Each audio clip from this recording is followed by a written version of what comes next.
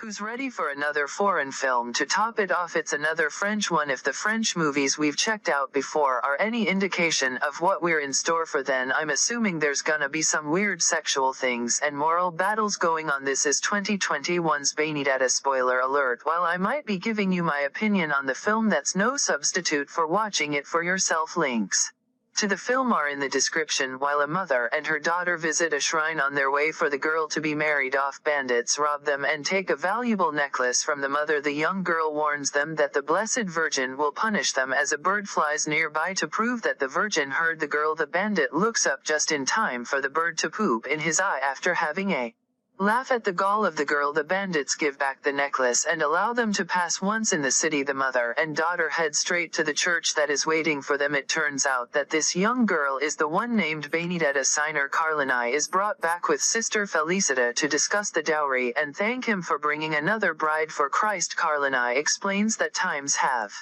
been hard, but Felicita has heard plenty of sob stories. The two of them haggle like they're trading livestock. Then when he goes to shake her hand, she even says that they aren't horse trading. You were just hanging over a mere 25. Scooty, who's haggling? Who all this time? I never realized that you actually had to pay to become a nun. I thought you just volunteered. You have to pay to be that close to Jesus. I mean, she calls him a haggling Jew when he wouldn't meet her price. After an agreement is settled upon, Benedetta is brought back to change into her new clothes. While she's with another sister, she's warned that her intelligence might get her into more trouble than it's worth, and she's brought to her sleeping cell. That night, Benedetta has trouble sleeping and she decides to wander the convent.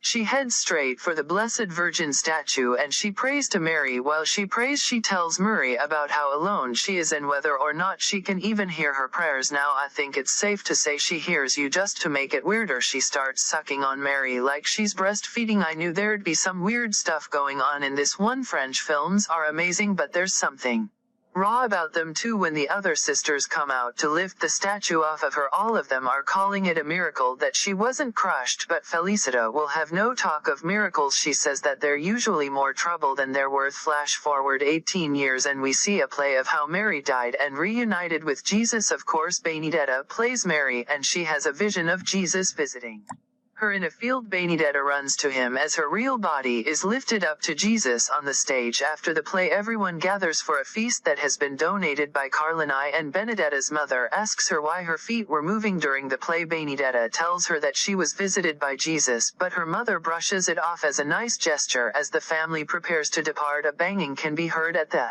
gate, and after a nun opens it, a gangly woman named Bartolomea busts in and begs for the convent to give her shelter from her abusive father. After Benedetta pleads for her parents to help, Carlini finally agrees to pay the dowry for Bartolomeo to join the convent. And let me just say, Felicita is damn good at her job of convincing people to pay for their spot in heaven. The second she senses that he's even considering it, she hops right on that train and rides it all the way to the bank. That evening, Benedetta helps Bartolomeo, and Bartolomeo is definitely a little rough around the edges when it comes to social standards, as the two girls go to the bathroom together, and I'm talking about a hardcore number 2. It sounded like a tsunami was coming after it hit the bottom. Rotolo Maya talks about how she was used sexually back home. Soon Felicita's daughter Christina comes in and interrupts their private bathroom break. Once the two girls make it back to the sleeping cells, Bartolomea kisses Benedetta before going back to her bed, and Benedetta immediately prays to Mary about someone else teaching her instead. The next day, Bartolomeo tries to stay close to Benedetta, and I mean really close, so close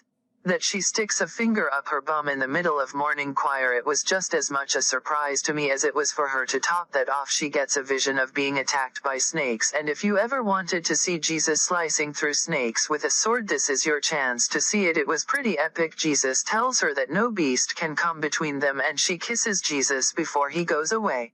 Again, when she comes to, she finds that she's actually speaking these words in front of the rest of the convent. Later at confessions, Benedetta tells him that she's seen Jesus, but he assures her that the only way to see him is through suffering. Later, Benedetta makes Bartolomeo retrieve bobbins from a boiling pot of water, and this seems to change their dynamic when Felicita brings Benedetta to her office she picks up that she might have affections for Bartolomea and she gives her a mild punishment as Benedetta carries out her new duties. She hears from one of the sisters that God's love comes in many different forms and she reveals some sort of parasite on her breast that has eaten away a good part of it. This completely threw me off when she whipped it out and I saw whatever that was I had to rewind it a bit. Then we jump straight to Benedetta screaming in pain in bed, and after the doctor comes to take a urine sample she shows that there is black bile in it and says that's completely common. In what world is black bile in urine common? Do I need to reevaluate how I check these things later? Benedetta is still tied to her bed and Bartolomeo visits her to let her know that she wants her.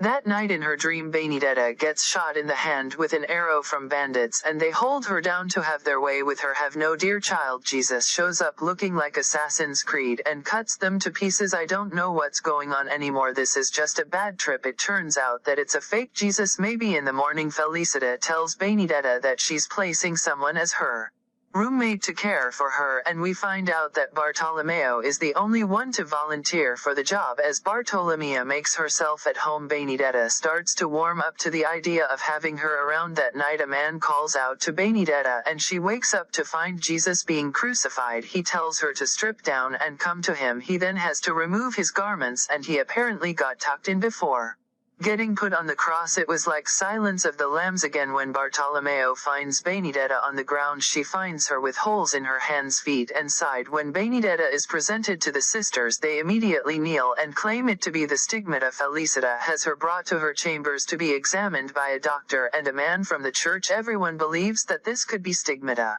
except for Felicita. After sending Benedetta away they find her at the feet of the Mary statue and she calls out to them in a satanic voice that is supposed to be Jesus speaking through her. The provost believes that this is absolutely a miracle but Felicita and Christina are doubtful. That night Jesus visits Benedetta again and asks for her heart. I think it's time to set some restrictions here. This is absolutely an invasion of personal space. At the next gathering the provost decides to announce that he's gonna make Benedetta the abbess of the convent. Now Christina stands to speak her own mind but Felicita calls for her to resist. When he asks Felicita to relinquish her responsibilities Felicita calls Benedetta to the front and transfers her rosary to her. Afterwards Benedetta moves into her new room with Bartolomeo but they're interrupted when a medical emergency happens elsewhere. Sister Felicita and Christina volunteer to stay with the nun and they speak about the blasphemy that could be potentially going on. Felicita reminds Christina that everyone that should know does know but the fact that they aren't doing anything proves that they don't want to. She should just keep her mouth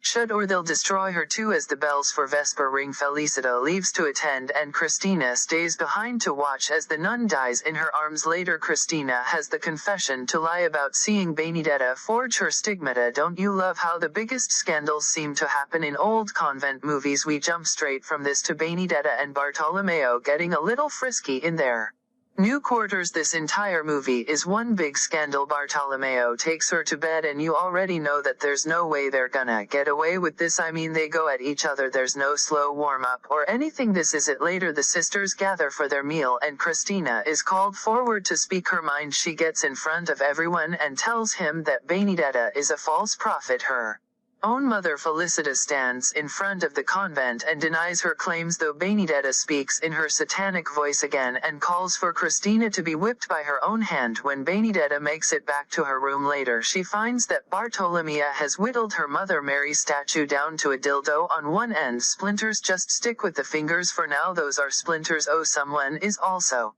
spying on them through a peephole. Told you they wouldn't get away with it. Suddenly the sky outside turns red as a comet soars across the sky. Everyone gathers outside to witness this but soon they see Christina walking on the roof. She jumps as Felicita calls out to her but she's not dead yet. Benedetta comes over to caress her head and Christina dies when Benedetta tries to intercede to save Christina's suicidal soul.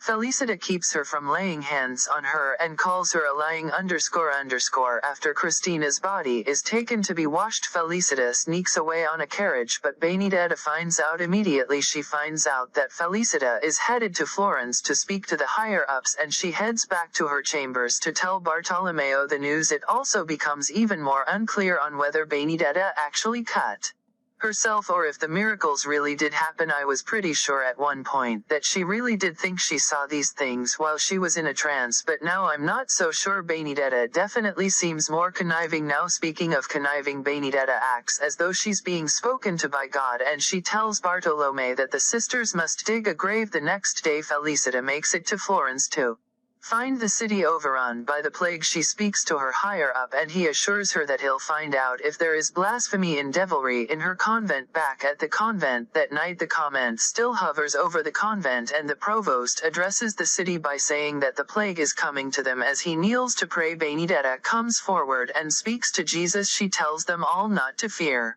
and that the comment is actually a sign that the Lord is looking over them and the plague will pass by their city. She then turns to the city guards and commands them to shut the city gates to keep the plague out. Suddenly she collapses when the nuncio and Felicita arrive in the city. They find out that the city has been placed on lockdown. Soon the provost comes out to explain everything, and he tells the nuncio that Benedetta actually died earlier that afternoon. No, she can't be dead. There's gotta be more. Creepy Jesus visions with a sword. Sure enough, when the nuncia goes to give her last rites, Benedetta shoots up out of her coffin and says that they'll all live so long as she lives. Oh, and Jesus himself sent her back. Soon Benedetta's trial begins, and Nuncio starts off with the accusations of lesbian sex. Bartolomea keeps her mouth shut and denies everything, but eventually Nuncio brings her to a torturer down in the basement. She is stripped and tied to a table where the nuncio asks her for her confession. Again, she still denies having done anything like that with Benedetta, and they bring out a device that looks like it should be in a BDSM sex shop. It goes inside the woman and expands the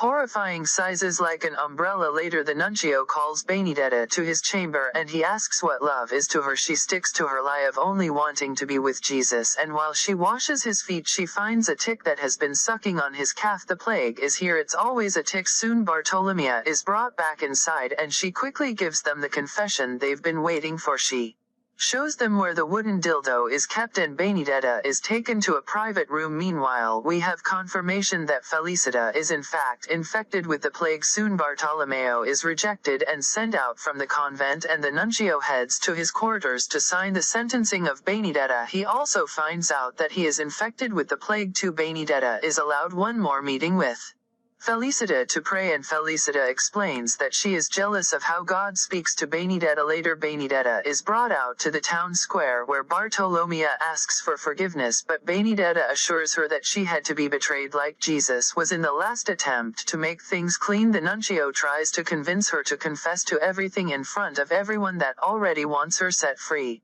Of course Benedetta takes his chance in the spotlight to turn the tide of this morality battle, and she has one of the other nuns escort Felicita to the square where she reveals the plague and blames the nuncio for it. I can't tell which side I'm rooting for, and I still don't know for sure that Benedetta is faking all of it, at least not intentionally. The nuncio quickly orders for Benedetta to be burned at the stake, but Bartolomeo rallies the crowd to blame the nuncio instead of Benedetta. The fire is accidentally lit at the stake, but the crowd breaks through the guards and takes over the plaza while the nuncio makes his retreat. Felicita kisses him and the crowd grabs him within seconds, but Bartolomea helps free Benedetta, but she's so compelled to play her role that she prays over the nuncio. After he gets stabbed by one of the crowd as he dies, Bartolomeo pulls Benedetta from the commotion and they watch as Felicita burns herself at the stake. Later the two women wake up in a barn in the countryside naked, and Benedetta tells her that she has to go back to the city. When Bartolomeo tells her that there's nothing left for her there, Benedetta is not swayed and she tries to explain that she hasn't been lying this whole time. I feel like Benedetta doesn't even know what the truth is anymore. She tells Bartolomeo that they'll burn her at the stake, but God won't let the flames touch her. She legitimately thinks that God is protecting her from everything. Benedict leaves Bartolomeo in the barn as she makes her way back to the town. It turns out that she was not permitted martyrdom and she lived in the convent until she was 70. What's even crazier is, aside from the Nunzione Felicita, the plague skipped over the town they were in and the credits roll. There's something about these kinds of movies that just keep you watching them, whether it's the fact that it's based on a true story, foreign or scandalous story. I definitely say to give it a shot. Thank you for watching and I hope you enjoyed the video. Don't forget to like and subscribe for more like this one. Comment what you think I should watch next and I'll see you in the next video.